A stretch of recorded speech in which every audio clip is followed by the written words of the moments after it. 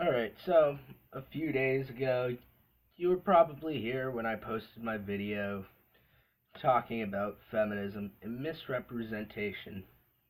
Well, now I am going to call out the one person who has commented so far on the video, making references that I had already known about, except for this one guy who goes by the YouTube handle Tealdeer.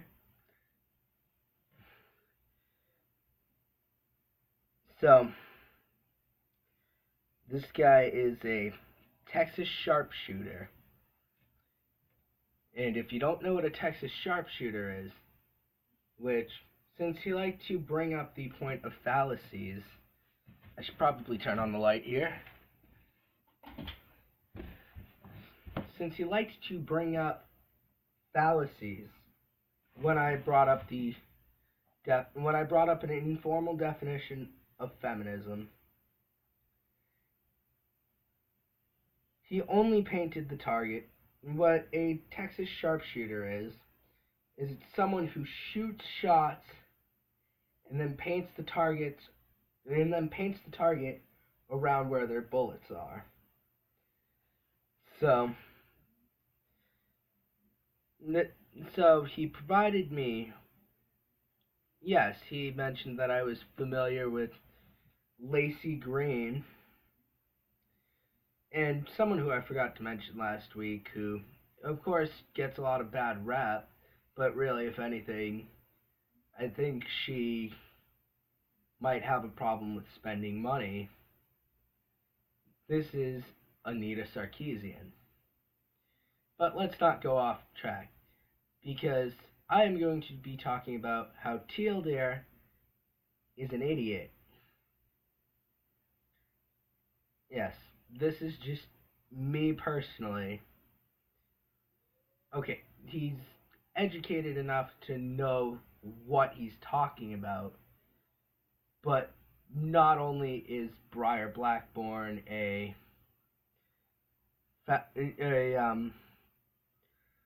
Texas sharpshooter, but Tealdeer is a Texas sharpshooter. I saw a video where he was talking about how Anita Sarkeesian does not know how to be a feminist. In my opinion, I think he's wrong on that. I think he's got a skewed idea on what feminism is in the first place. Let me open this up so you get better lighting. Ugh, this annoys me so much.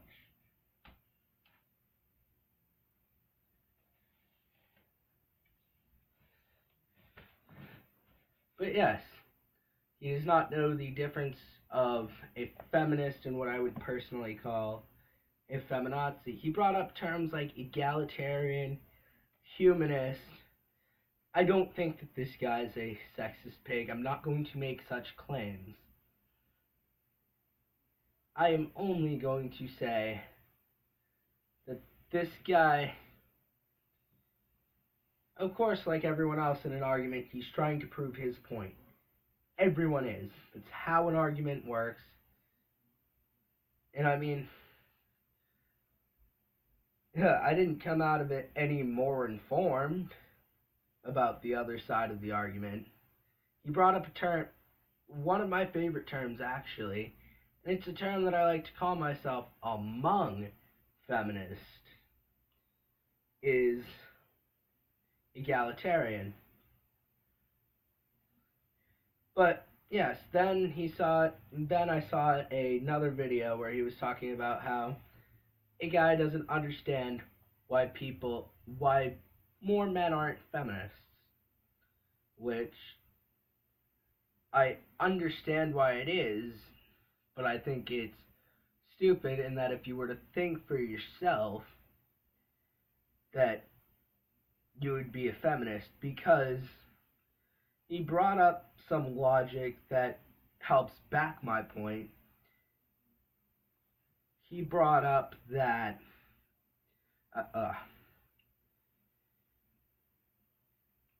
so this just backs my point, where he brought up that there's no requirements to be in feminism. yes, but uh, the reason I call myself a feminist, I believe in human rights. For me, it's just the right thing to do. Not only do I have what you might refer to as an anarchist way of thinking, where I'm personally a big fan of the socialism that a lot of the Nordic countries are doing. I think that unions are a good idea as long as, well, someone's at least, as long as the person who's getting the job, who has charge in the workplace, is doing what they're supposed to. But here's where it proves my point. It doesn't say I have to be a female to be a feminist. It doesn't say I have to agree with all feminists, such, such as bad feminists. You find bad feminists, feminazis, people who are. Yes, and actually, another line, too. He likes to point out check your privilege. Check your privilege is actually a great statement, even though it may seem like someone's being an asshole if they say check your privilege. That simply means that if you're saying check your privilege when someone's agreeing with you 100%, it, yeah, okay, might piss me off. But then I'll actually check my privilege and think about whether maybe I said something a bit skewed. But yeah, check your check your privilege is actually a great idea. Like, if I believe in, I'm an egalitarian person, so I believe that people of all races, all sexual orientations, all genders, all gender identities, sex, it doesn't matter. I believe everyone should have rights. Which is also why I call myself an egalitarian. But I call myself a feminist, but it's not. I call myself a feminist. It does not limit me. It simply shows what I mean. Yes, there are bad feminists, the ones who believe in matriarchy. But I mean, I'm gonna go back to the check your privilege idea because I didn't finish that thought. I keep running off on these tangents because this is a bit of a rant. But checking your privilege, if you're talking about if you're talking about racism and sexism and gay and lesbian rights, and you're a straight, white, cisgendered male, you have a lot of privilege to check to make sure that your viewpoint isn't skewed. It's not always the worst statement. It's just check your privilege. You're not necessarily the most qualified. But they're not saying that your voice doesn't help or that your voice just shouldn't be involved at all. They're simply saying, think about what you say. Which is why I've actually said to people before, check your privilege. I'm not rich. Hell, I'm not even middle class. I'm so poor that I don't have a computer to do any editing. Any. Ugh. Every time I go off on a tangent or make a mistake or maybe something goes in frame that I don't want to, or maybe you hear something in the background or I mess up, I can't edit it out. I don't have that kind of software. I don't have the money to get that software. In fact, all I've got right now is about $9 in my wallet. I mean, I'm not middle class. I mean, my family has been on food stamps plenty of times. So, Yeah, I mean, I haven't been personally. I think I haven't been saying check your privilege enough to rich guys who talk about wealth distribution issues. Doesn't mean that their voices don't help or their voices don't count or we don't want their voices. It simply means think about it when we're talking about something. Think about your qualifications of what you're saying. Doesn't mean you can't agree. But yes, there are feminists who will talk about how bad men are. Not all men, but yeah. So yeah, I prefer to call them feminazis. These are the extremists. And yeah, this guy who he was talking about, this guy made a pretty damn good point that every group is going to have an extremist. In fact, you may be that extremist without knowing it. And equalism has also been, there's also been the term equalist and humanist. Those have been terms to just shut people up who call themselves feminists if they're saying that something that needs change, or, well, I prefer to use words like reform. These people who want change, they're simply saying that if they, like, what are we really mad at Anita Sarkeesian for? I don't think she really needed as much money as she put out because I have no money and I'm recording about the issue on a Kindle Fire. I don't need a major set to talk about a video game. I could go grab my disc of The Last of Us and give it a review and talk about what I think about it, what it could improve, which great fucking game by the way. But again, off on a tangent. Checking your privilege is something you should do, not to skew your viewpoints. These people aren't checking their privileges and they don't understand that this affects women. It's kind of like a rich man saying wanting conform if people want if activists against wealth distribute activists against the way wealth is distributed currently were to start complaining about it, which they have, and they want reforms on capitalism, and a rich white man says, well, no, I don't believe the poor should get more power than the rich. They don't see, a lot of the times, they don't see their own power. That power. Yeah. I'm not the most qualified to talk about a subject like feminism. I But I agree with the opening statement and every feminist what every feminist believes is that women should have rights. I agree that women should have rights. I also do think that men should have rights. And just because he also brought up male suicide rates, yeah, it's probably not the first thing that comes to mind when you're talking about women's rights. Yeah, you look at that, most people aren't paying attention to it. It's not just this group.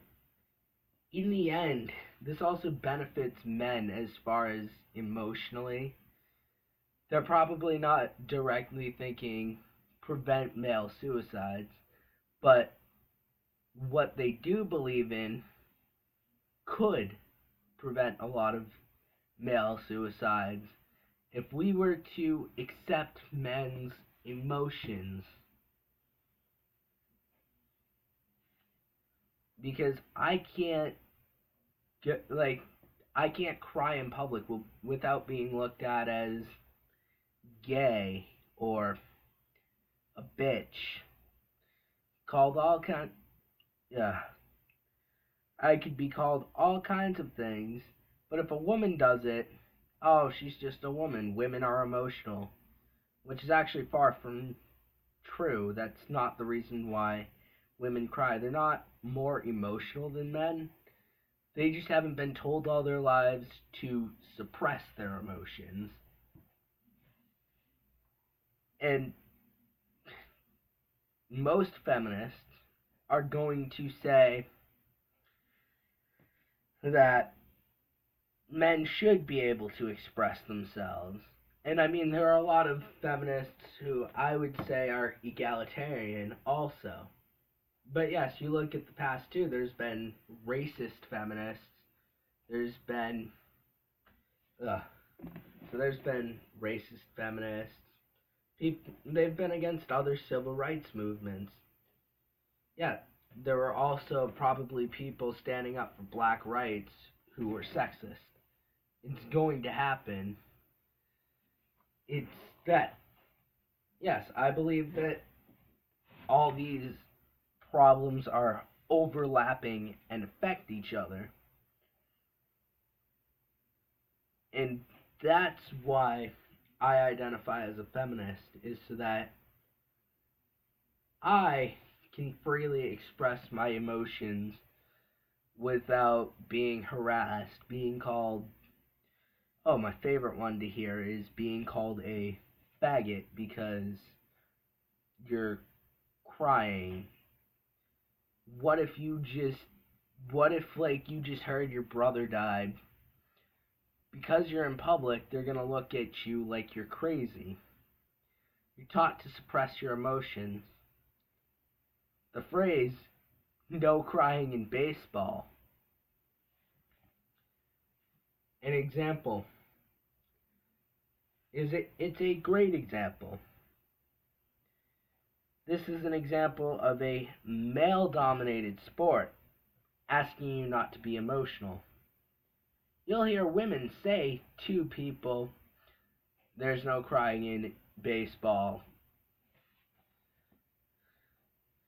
I mean, yes, it's probably a great sentiment for a sport like wrestling. You don't really want to be crying because if you look weak, it your opponent's just going to take advantage of that. If they think you're hurt, they're going to take advantage of that. But something like baseball, I mean, yeah, you probably shouldn't have a reason to cry if you're enjoying the sport, but just the no crying aspect is in the fact that it's a male dominated sport. And yes, wrestling is male dominated, but I was on the wrestling team. Even females were expected not to cry. In baseball, it's a professional sport of all men. Wrestling is male dominated. It's not hard to see why. But I mean, if you go down to lower level wrestling, such as high school wrestling, which is of course where I'm at now, girls on the team are expected to be able to do the same things as men. It's an example of equality. Ugh. The whole idea behind it, I'm not just using evidence from one side. I will admit I'm probably a bit biased, but I try to bring evidence from both sides and give a good reason why one's illogical and one's logical. And in the end, I think Teal Deer is illogically thinking about feminism. Is when it comes to feminism, the reason it is a dirty word,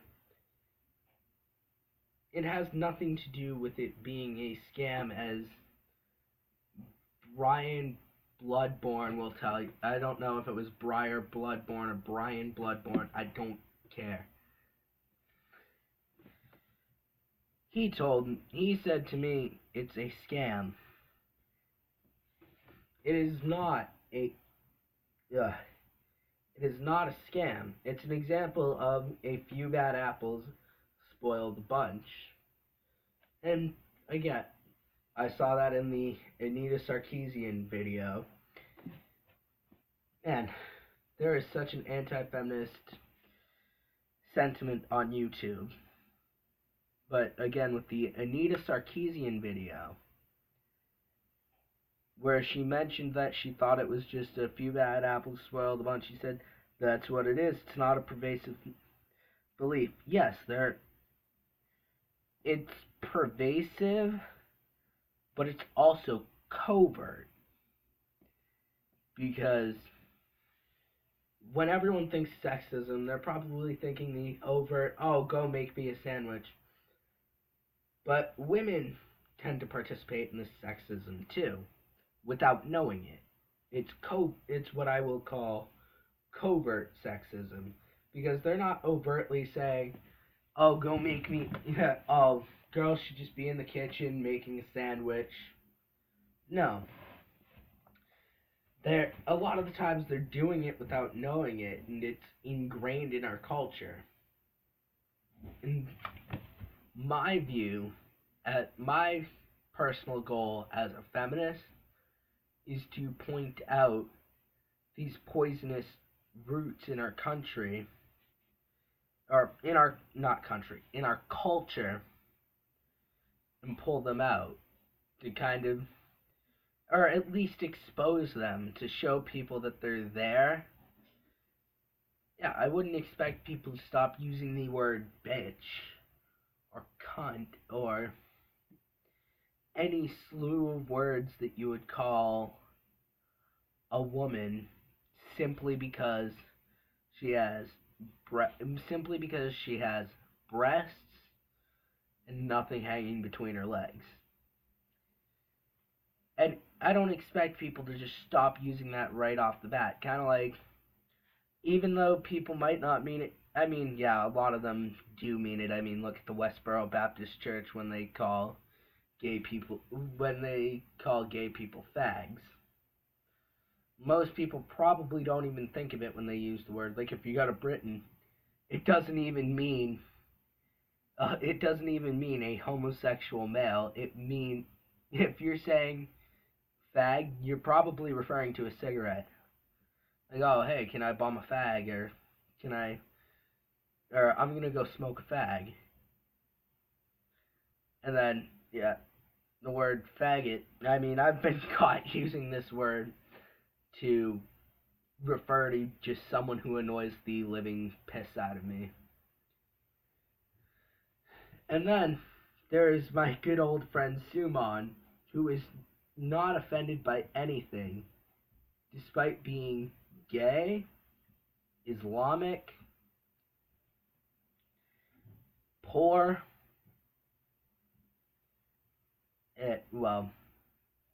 despite being gay, Islamic, poor, he is not offended by any jokes about any of the groups. And in fact, he's probably used the word faggot more than I've ever heard anyone else. He's probably said it more times than I've probably heard him say it more times than I've ever heard anyone else except for the Westboro Baptist Church say. And that's the Westboro Baptist Church collectively, not each individual member. But he just uses it casually. He doesn't use it as an insult towards gay people. And in my school, it's used commonly, but they're not using it to refer to someone who's gay. They're usually using it to refer to someone who annoys the crap out of them. It's like, I don't expect these words to be gone from our culture immediately, but pointing out what's wrong with using those words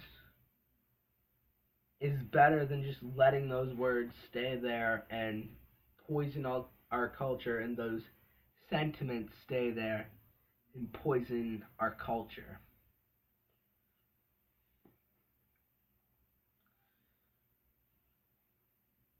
Really, in the end, that's all my goal is to at least expose the anti-feminist or the anti-female sentiments that we have that we don't notice. Just to point out that they're there and to get people thinking about it. Now, if this hits that, uh, if this hits thousands of viewers, that would be great. If it just graces a few hundred eyes, or maybe it graces 15, 16 eyes because, well, maybe they don't really care, because maybe there aren't all that many people that care. I don't expect to get millions of views. It would be great if I got millions of views for this one video. But I mean, if you are watching this, I'd advise that you share it on Twitter, Facebook, Instagram, if and support this video. I don't make any kind of profits off of it. I'm not looking for attention, and I only look into the comments to see if people said negative things about it, or to see how many dislikes it has, because I just want to know what people think. But I'm probably not going to look that much into the comments. I just want people to know what my thoughts are. So yeah, if you want to support this video, you want people to watch this video, share it on Twitter, Instagram, Facebook.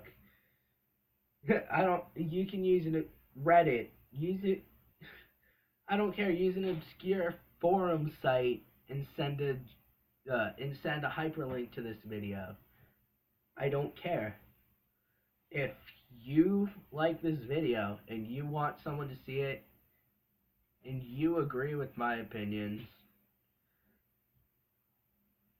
honestly, I just want to support the cause in any way I can. And I mean, I can't support the cause saying to myself that this is what I believe, because if I'm saying to myself that I'm a feminist, no matter what opinions I hear, I'm not really helping furthering the cause.